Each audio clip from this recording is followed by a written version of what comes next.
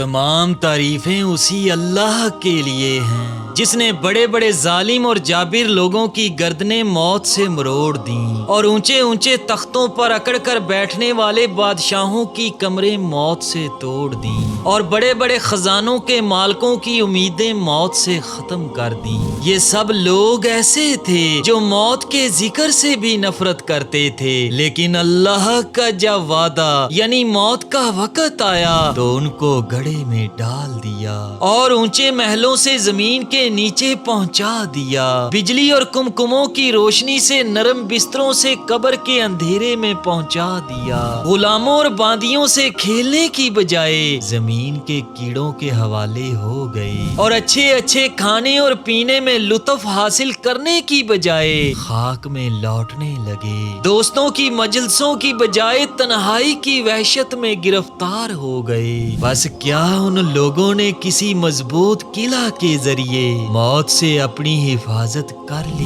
موت سے بچنے کے لیے کوئی دوسرا ذریعہ اختیار کر لیا؟ بس وہ ذات پاک ہے جس کے قہر اور غلبہ میں کوئی دوسرا شریک نہیں اور ہمیشہ رہنے کے لیے صرف اسی کی تنہا ذات ہے، کوئی اس کا مثل نہیں۔ بس جب موت ہر شخص کو پیش آنے والی ہے اور مٹی میں جا کر ملنا ہے اور قبر کے کیڑوں کا ساتھی بننا ہے اور منکر نکیر سے سابقہ پڑنا ہے اور زمین کے نیچے مدتوں رہنا ہے اور وہاں بہت طویل زمانے تک ٹھکانا ہے اور پھر قیامت کا سخت منظر دیکھنا ہے اور اس کے بعد معلوم نہیں جنت میں جانا ہے یا دوزخ ٹھکانا ہے، تو نہایت ضروری ہے کہ موت کا فکر ہر وقت آدمی پر مسلط رہے۔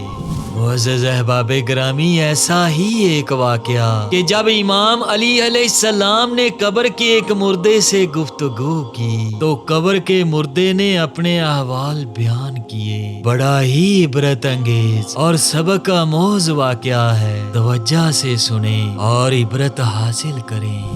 معزز احباب گرامی، حضرت سعید بن مسیب علیہ رحمہ فرماتے ہیں کہ ایک دفعہ ہم حضرت علی رضی اللہ تعالیٰ عنہ کے ہمراہ مدینہ کے قبرستان میں گئے۔ حضرت علی رضی اللہ تعالیٰ عنہ نے قبر والوں کو خطاب کر کے فرمایا، اے قبر والو، تم پر سلامتی ہو، اللہ کی رحمت اور برکتیں نازل ہوں، کیا تم اپنے حالات ہمیں سناؤ گے یا ہم تمہیں اپنے حالات سنائیں؟ تو ایک قبر سے آواز آئی، اے امیر المومنین، آپ پر بھی سلامتی ہو، اللہ کی رحمت اور برکتیں نازل ہوں، پہلے آپ ہمیں ہمارے بعد کے حالات سے مطلع کریں۔ تو حضرت علی علیہ السلام نے فرمایا، تمہاری بیویوں نے دوسری شادی کر لی، تمہارے اموال تقسیم ہو گئے، تمہارے بال بچے یتیموں کی جماعت میں شامل ہو گئے، اور جن عمارتوں کو تم نے خوب مضبوط کر کے تعمیر کروایا تھا ان میں تمہارے دشمن آ کر بس گئے۔ اس کے بعد حضرت علی رضی اللہ تعالیٰ عنہ نے فرمایا، یہ ہمارے ہاں کی خبریں اور احوال ہیں، اب تم بھی اپنے احوال سناؤ۔ تو ایک مردے نے اپنی قبر سے یوں جواب دیا، اے امیر المومنین، کفن کے کپڑے ریزہ ریزہ ہو گئے، بال سارے بکھر گئے، چمڑے ٹکڑے ٹکڑے ہو گئے، آنکھیں بہہ کر رخساروں پر آ پڑیں، ناک سے خون والی پیپ اور خالص پیپ ہمیشہ رواں ہے، جو کچھ عمل ہم نے آگے بھیجا تھا اسے پا لیا، اور جو مال پیچھے چھوڑ آئے اس کا ہمیں نقصان ہوا، اب ہم اپنے اعمال کے حوالے ہیں۔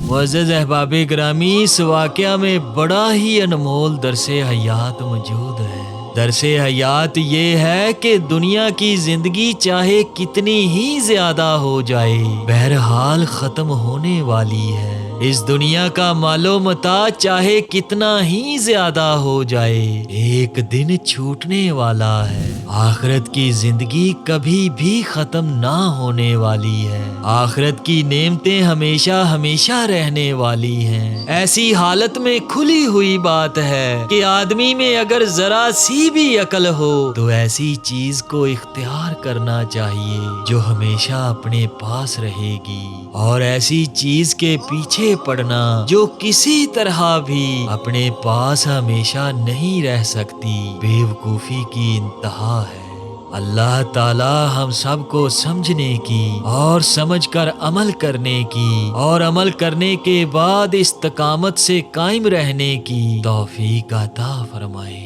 आमीन सुम्मा आमीन।